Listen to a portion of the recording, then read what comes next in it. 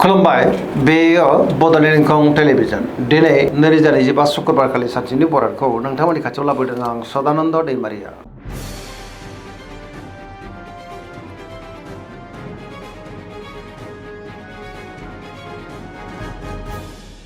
सिगां फरायनो लादों मेष राशि गिबि हांखो अ ल।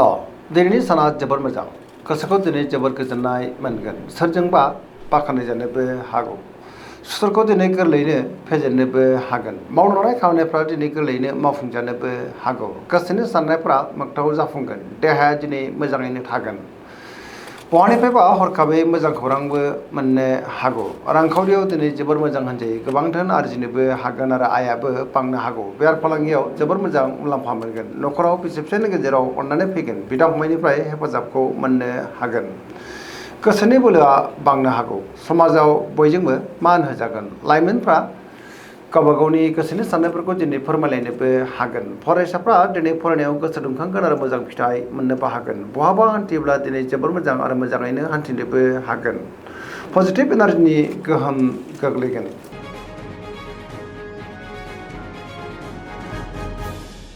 वृष राशि गिबि हांखो इ उ ब। दिनैनि साना जोबोर मोजां, गोसोखौ दिनै जोबोर गोजोननाय मोनगोन। बहाबा हान्थिनो एबा दावबायनो खाबु मोननो हागौ आरो मोजाङैनो हान्थिनोबो हागोन। गोबां मोजां खाबुबो दिनै मोननो हागौ। गोसोखौ जोबोर गोजोननाय मोनगोन। गावनि गोसोनि साननायफोरखौ गुबुननो फोरमायनोबो हागोन। गोसोआव बोलो बांगोन। मावनो लानाय खामानिफ्रा गोरलैयैनो मावफुंजानो हागौ। समाजाव बयजोंबो मान होजागोन। रांखावरियाव मोजां होनजायो। बेफार फालांगियावबो मोजां।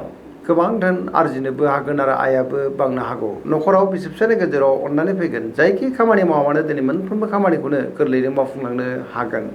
लोगोफोरनिफ्राय थोजासे हेफाजाबबो मोननो हागौ। देहाया दिनै मोजाङैनो थागोन। पजिटिभ एनार्जिनि गोहोम गोग्लैगोन।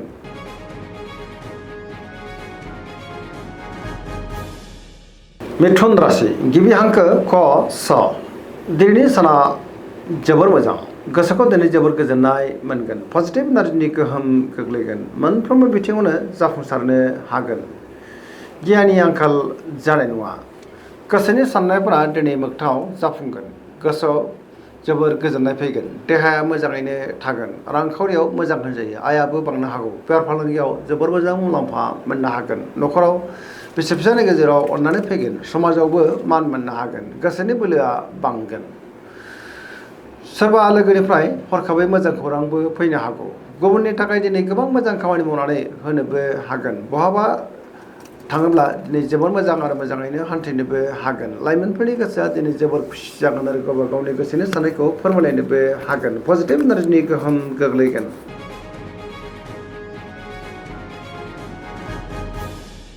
कर्कट राशि गिबि हांखो ड ह।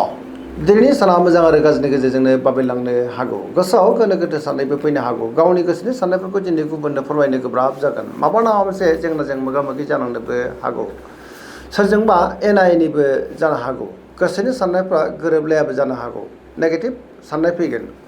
मावनो लानाय खामानिखौ मावफुंनायाव माबा नङा मोनसे हेंथा फैनोबो हागौ। रांखावरियाव मोजां, अब्लाबो नाथाय खरसाया बांनोबो हागौ। बेफार फालांगियाव मोजां होनजायो। न'खराव बिसि फिसायनि गेजेराव एना एनिबो फैनो हागौ। गोसोनि साननायफ्रा गोरोबलायाबो जानो हागौ। गुबुननि थाखाय नाङा फाङा जेंनायाव गोग्लैनांनो हागौ। नेगेटिभ एनार्जिनि गोहोम गोग्लैगोन आरो मोनफ्रोमबो बिथिङावनो दिनै सांग्रां जानाया गाहाम।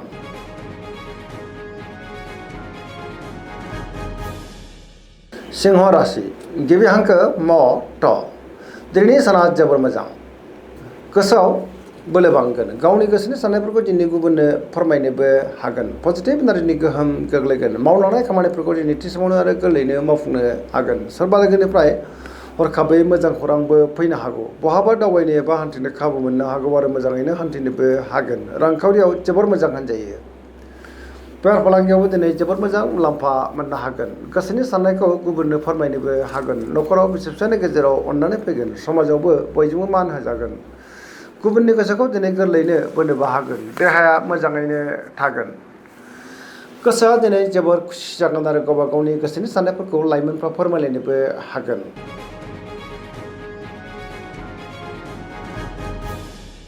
कन्या राशि गिबि हांखो प ट। दिनैनि साना मोजां आरो गाज्रिनि गेजेरजोंनो बाबेनलांनो हागौ। गुबुननि थाखाय नाङा फाङा जेंनायाव गोग्लैनांनोबो हागौ। गोसोनि साननायफ्रा देबर नांगोन। सिगांनि बबेबा जेंनाया गोसोखौ दिनै जोबोर उसुखुथु खालामनोबो हागौ। नेगेटिभ एनार्जिनि गोहोम गोग्लैगोन। गोथों आरो गोग्गो साननो रोंनाय नङा। गियाननि आंखाल जानोबो हागौ। देहाया दिनै बारा मोजां थानाय नङा। गोबां रोखोमनि देहायारि जेंनाजों मोगा मोगि जानांनोबो हागौ। जानाय लोंनायाव सांग्रां जानांगोन। न'खराव अननानै फैगोन। बिदा फंबायनिफ्राय हेफाजाबखौ मोननो हागौ। सोरजोंबा नाथाय थगायजानोबो हागौ आरो नेगेटिभ एनार्जिनि गोहोम गोग्लैनोबो हागौ।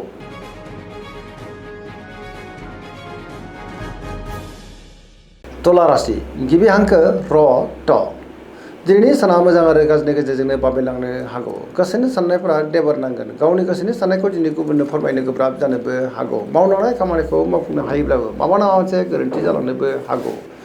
देहाया दिनै मोजाङैनो थागोन। बहाबा हान्थिनो एबा दावबायनो खाबु मोननो हागौ आरो मोजाङैनो हान्थिनोबो हागोन। अब्लाबो नाथाय नेगेटिभ एनार्जिनि गोहोम गोग्लैनो हागौ। न'खराव बिसि फिसायनि गेजेराव एना एनिबो फैनो हागौ। गोसोनि साननायफ्रा गोरोबलायाबो जानो हागौ। गुबुननि थाखाय दिनै नाङा फाङा जेंनायाव गोग्लैनांनोबो हागौ। लोगोफोरनिफ्राय हेफाजाब लानांनो हागौ। गोदान थांखि लानो हानाय नङा। सेंग्रा सिख्लाफोरनि गोसोआ दिनै जोबोर उसुखुथु जागोन। गावबा गावनि गोसोनि साननायखौ दिनै फोरमायलायनोबो गोब्राब जानोबो हागौ।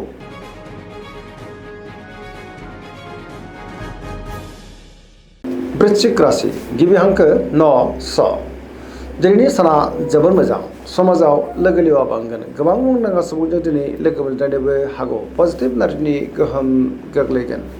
बहाबा हान्थिब्ला दिनै जोबोर मोजां आरो मोजाङैनो हान्थिनोबो हागोन। समाजाव बयजोंबो मान होजागोन। सोरबा गोजाम लोगोजों दिनै बहाबा लोगो मोनज्लायनो हागौ। गोथों आरो गोग्गो साननो रोंगोन। गियाननि आंखाल जानाय नङा। मावलांनाय खामानिफ्रा दिनै गोरलैयैनो आरो थि समावनो मावफुंजानोबो हागौ। गुबुननिफ्राय थोजासे हेफाजाब मोननोबो हागौ। गोसोनि साननायफ्रा दिनै मोगथाङाव जाफुंगोन। गोसोनि बोलोआ बांगोन।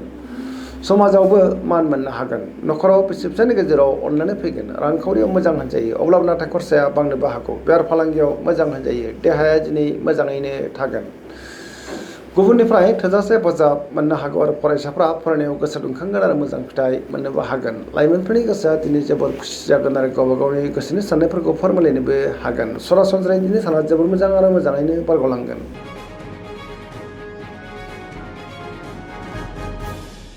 धनु राशि गिबि हांखो ध फ भ दिनैनि साना जोबोर मोजां।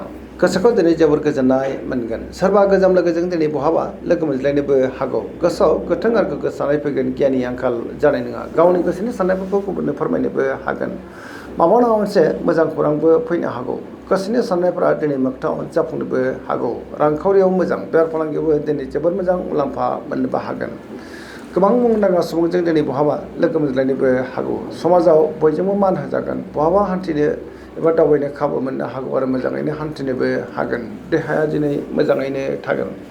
गोबां रोखोमनि जेंनाफोरखौ दिनै गोरलैयैनो सुस्रांलांनो हागोन। गोदान थांखि लानो रोंगोन। सेंग्रा सिख्लाफोरनि गोसोआ दिनै जोबोर खुसि जागोन आरो गावबा गावनि गोसोनि साननायफोरखौ फोरमायलायनोबो हागोन।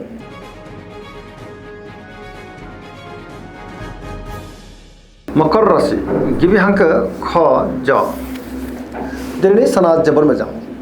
गोसोनि साननायफ्रा दिनै मोगथाङाव जाफुंनोबो हागौ। गावनि गोसोनि साननायफोरखौ दिनै गुबुननो फोरमायनोबो हागोन। रांखावरियाव जोबोर मोजां होनजायो। बेफार फालांगियावबो दिनै जोबोर मोजां मुलाम्फा मोननोबो हागोन।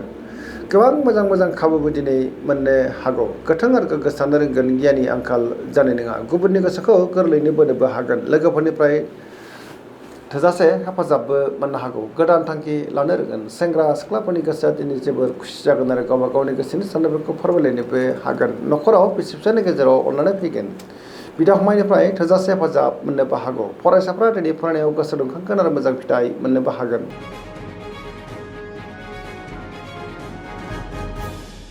कुम्भ राशि गिबि हांखो ग स दिनैनि साना जोबोर मोजां। गोसोखौ जोबोर गोजोननाय मोनगोन। मावलांनाय खामानिफ्रा गोरलैयैनो आरो थि समावनो मावफुंजानोबो हागौ। बहानिफ्रायबो हरखाबै मोजां खौरांबो फैनो हागौ। समाजाव मान मोनगोन। गोबां मुंदांखा सुबुंजों दिनै लोगो मोनज्लायनोबो हागौ। रांखावरियाव जोबोर मोजां होनजायो। बेफार फालांगियाव जोबोर मोजां मुलाम्फा मोननोबो हागोन। देहाया दिनै मोजाङैनो थागोन। न'खराव बिसि फिसायनि गेजेराव अननानै फैगोन। गुबुननिफ्राय थोजासे हेफाजाब मोननो हागौ। बिमा बिफानि अननायफोरखौ मोननो हागोन। बहाबा दावबायनो एबा हान्थिनो खाबु मोननो हागौ आरो मोजाङैनो हान्थिनोबो हागोन। पजिटिभ एनार्जिनि गोहोम गोग्लैगोन। सरासनस्रायै दिनै साना जोबोर मोजां आरो मोजाङैनो बारग'लांगोन।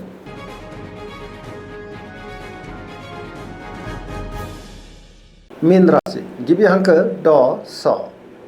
दिनैनि साना मोजां आरो गाज्रिनि गेजेरजोंनो बाबेलांनो हागौ। गुबुननि थाखाय नाङा फाङा जेंनायाव गोग्लैनांनोबो हागौ। माबा मोनसे जेंनाजों मोगा मोगि जानांनो हागौ। नेगेटिभ साननाय फैगोन। नेगेटिभ एनार्जिनि गोहोमबो गोग्लैनो हागौ। गोसोनि बोलोआ लोरबां जागोन। गावनि गोसोनि साननायखौ दिनै गुबुननो फोरमायनो गोब्राब जानोबो हागौ। देहाया मोजाङै थागोन। अब्लाबो नाथाय जानाय लोंनायाव सांग्रां जानांगोन। रांखावरियाव मोजां, बेफार फालांगियावबो मोजां होनजायो। न'खराव बिसि फिसायनि गेजेराव एना एनिबो फैनो हागौ। गोसोनि साननायफ्रा गोरोबलायाबो जानो हागौ। लाइमोनफोरनि गोसोआ दिनै जोबोर आला खाला जागोन आरो गावबा गावनि गोसोनि साननायफोरखौ फोरमायलायनोबो दिनै गोब्राब जानोबो हागौ। नेगेटिभ एनार्जिनि गोहोम गोग्लैगोन। दिनैनि राशि फरायनाया एसेनोसै। जोबनायाव बेखौनो खावलायो जाहाथे नोंथांमोना सानफ्रामबो जोंनि बे बड'लेण्ड इंखं टेलिभिजनखौ नायबाय थायो आरो साबस्क्राइब खालामो, लोगोसे लाइक खालामो आरो शेयार खालामो। एसेनोसै, गोजोन्थों।